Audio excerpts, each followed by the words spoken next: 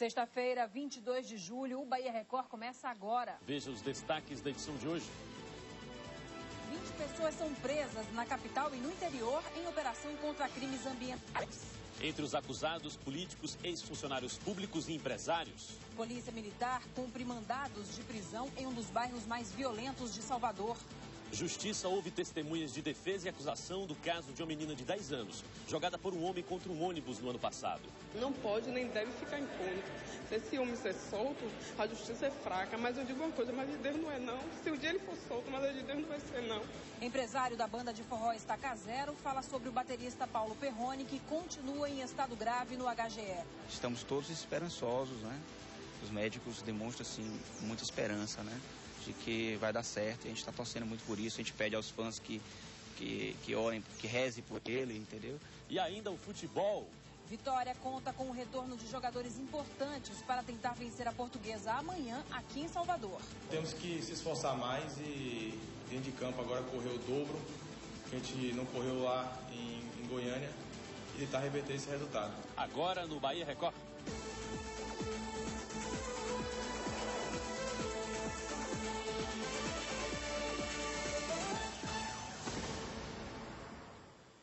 Boa noite. Boa noite. 20 pessoas, entre elas políticos, empresários e servidores ligados à Secretaria Estadual do Meio Ambiente, foram presas hoje durante uma mega operação policial denominada Corcel Negro 2. Todos são acusados de participar de um esquema fraudulento de emissão de crédito de reposição florestal irregular. A quadrilha tinha como base o oeste baiano, de onde transportava ilegalmente carvão e madeira. Além de Salvador, a operação aconteceu nas cidades de Juazeiro, Jequié, Bom Jesus da Lapa, Barreiras, Riacho de Santana, Guanambi, Cariranha, Coribe, Cocos, Vitória da Conquista e também no estado de São Paulo. Ana Célia Rocha, proprietária de uma usina de carvão em Bom Jesus da Lapa, foi uma das 20 pessoas presas durante a operação Corcel Negro 2. Com relação a essa prisão de Xinha, né, de Ana Célia, é que ela tem a filha que também participa dessa organização criminosa, o genro dela, o Leonardo, e ela funciona, na verdade, como uma empresa criminosa para transporte ilegal de carvão. No balanço apresentado hoje na Secretaria de Segurança Pública, foram também divulgados nomes de ex-funcionários da Secretaria de Meio Ambiente que foram presos. Os ex-superintendentes Marcos Félix Ferreira, Paulo Pellegrini e Plínio Castro, os técnicos ambientais Luiz Cláudio Correia e Rui Murici, e os consultores ambientais Gilmar Iglesias e João Barrocas. Foram presos ainda o ex-prefeito do município de Cariranha, Geraldo Pereira Costa, e o ex-vereador e ex-candidato a deputado estadual, Jader Wilton Oliveira Costa. O lucro auferido por esta organização criminosa, nós já podemos dizer que é praticamente uma organização, é em torno de 70 milhões de reais. E só foram até agora apurados cerca de 30% dos atos. Então se pode falar num lucro superior a 200 milhões.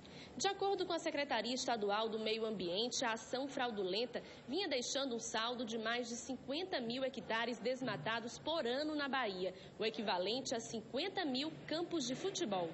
A não exigência de comprovação do plantio na hora da emissão do crédito, e por uma falha na legislação e no sistema estadual aqui da Bahia, que permitia a comercialização de até 30% do valor do crédito antes dessa comprovação. Tá? Esse é um dos principais motivos da fraude, ou dos elementos que facilitam a fraude. Associada a isso também a leniência de alguns servidores públicos que permitiam, ou por descuido ou por outros interesses, que fosse emitido a emissão de crédito, mesmo com pareceres muitas vezes técnicos contrários à concessão dessa autorização. A Secretaria de Meio Ambiente vai manter suspensa a emissão de novos créditos de reposição florestal até a aprovação de alteração da lei da Política Estadual de Meio Ambiente. Nós estamos com um projeto de lei já pronto para ser enviado à Assembleia Legislativa, que altera a lei estadual de concessão do crédito florestal, adequando à lei federal.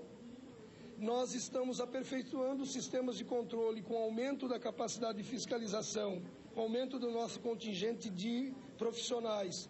Também o uso de equipamentos e tecnologia mais avançadas para melhorar a qualidade do controle e da fiscalização.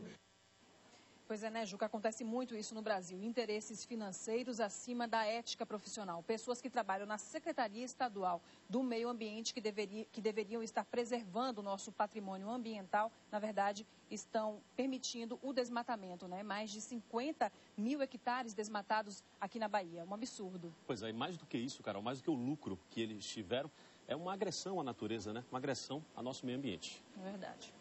Os últimos casos de crimes na capital mostram que a violência não está presente apenas nas regiões mais carentes.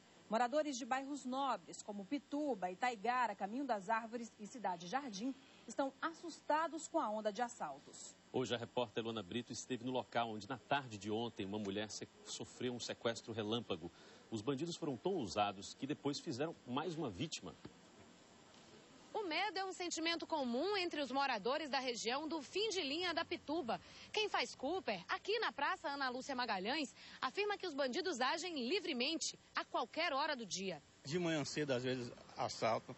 Tem vezes também que eles passam de bicicleta aqui e saem tomando celular,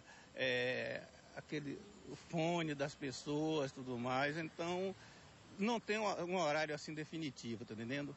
Então, a hora que eles acham que é melhor para eles vêm e fazem um assalto. A falta de policiamento também é uma reclamação que se repete. Segundo frequentadores da região, as rondas são insuficientes. Nesse bairro deveria ter mais ronda, né, eu acho, na minha opinião. Sabe? A polícia não passa muito, não é frequente?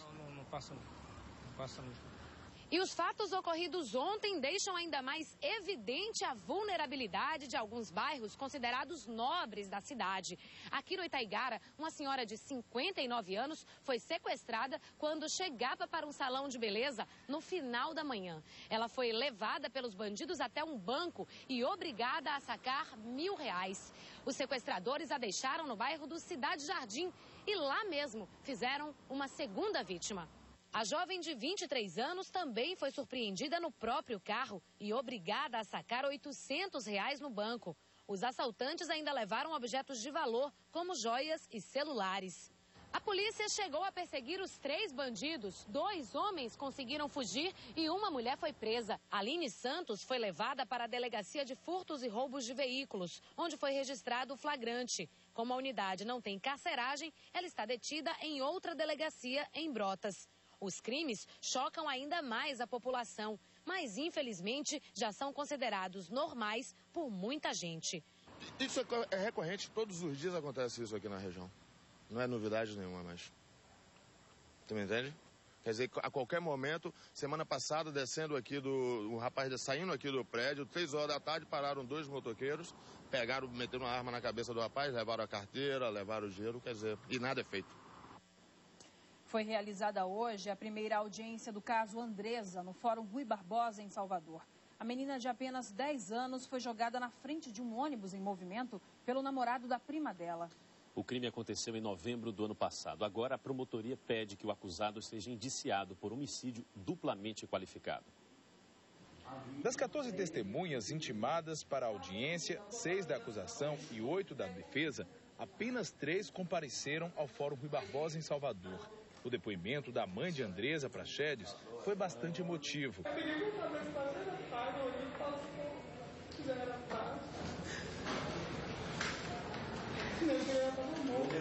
Na saída, Fabiana disse que deseja apenas justiça. Não pode nem deve ficar impune. Se esse homem ser solto, a justiça é fraca. Mas eu digo uma coisa, mas de Deus não é não. Se o dia ele for solto, mas de Deus não vai ser não. A filha de Fabiana, de 10 anos, foi morta em novembro do ano passado. Depois de uma briga com a namorada, prima de Andresa, Wallace Lopes teria pego a menina pelos cabelos e jogado na frente de um ônibus em movimento. A garota morreu na hora. O advogado do acusado defende que a morte de Andresa foi acidental. Pelo destino, pelo acaso, foi arremessada por um esbarrão pelo acusado no momento em que passava um ônibus clandestino em alta velocidade. Não havia iluminação na pista e ela, infelizmente, foi apanhada pelo ônibus, o que ocasionou a morte da criança. A promotoria não tem dúvidas de que o Wallace teve a intenção de matar Andresa e vai pedir agora mais uma qualificação para o crime. Eu entendo que o homicídio foi duplamente qualificado, ou seja, além do motivo que motivou o crime ser torpe, ou seja, uma vingança contra a mãe da criança, essa criança, quando foi morta, ela não tinha a mínima chance de defesa, inclusive por ser uma criança. Uma nova audiência com data ainda não prevista vai ser marcada para que as testemunhas que não compareceram também sejam ouvidas. Já o acusado do crime, Wallace Lopes, continua preso e só vai ser convocado na fase final do processo, que é a dos interrogatórios. Agora vamos falar de mais um crime absurdo que nós já mostramos várias vezes aqui no Bahia Record, mas que dessa vez chocou uma pequena comunidade no sertão alagoano. 12 idosos foram presos na cidade de Água Branca, acusados de abusar sexualmente de crianças e adolescentes há pelo menos 2 anos. Este é o tema do comentário de hoje de Raimundo Varela. Boa noite, Varela. Boa noite, Carolina. Boa noite, Bahia. Uma matéria que assustou o Brasil ontem no Jornal da Record. Imaginem o seguinte: a minha educação, na minha época de infância, a orientação que meus avós me davam, que eu perdi minha mãe com 10 anos, era respeitar o mais velho, tomar a bênção da pessoa mais velha, ceder o lugar no trem para a pessoa mais velha, respeitando o idoso. Naquela época não tinha estatuto do idoso, não tinha nada disso, mas havia educação doméstica. O que me assustou hoje nessa matéria foi o delegado dizer que isto tudo aqui no norte é cultural. É cultural um homem de 90 anos abusar sexualmente de uma menina de 6 anos? É cultura? Então, minha gente, é preciso entender o que é um louco. Minha avó também dizia que você vê um louco, é ele rasgando dinheiro ou se alimentando com dejetos. Aí ele é louco. Mas eu pergunto, uma pessoa com 90 anos que pega uma criança de 6 anos para bulinar, estuprar, como é que tem que ser tratado um caso como esse? São vários idosos que não merecem o menor respeito da população brasileira. Um péssimo exemplo. Na Argentina, aqui do lado, esses idosos iam terminar esses dias deles numa cela. De preferência, todos juntos, um bulinando o outro. Mas isso é na Argentina. Então, minha gente, estamos vivendo com verdadeiros monstros.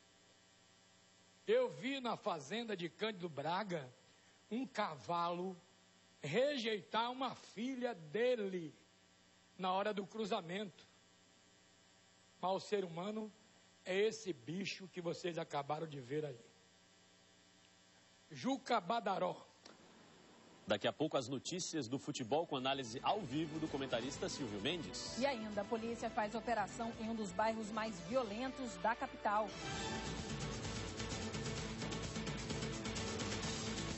Agora você vê imagens ao vivo feitas da torre da TV Itapuã. Esta é a região do Dique do Tororó, um dos cartões postais de Salvador, que nesse momento está com o trânsito pouco movimentado. 6h44. O Bahia Record volta já. Bahia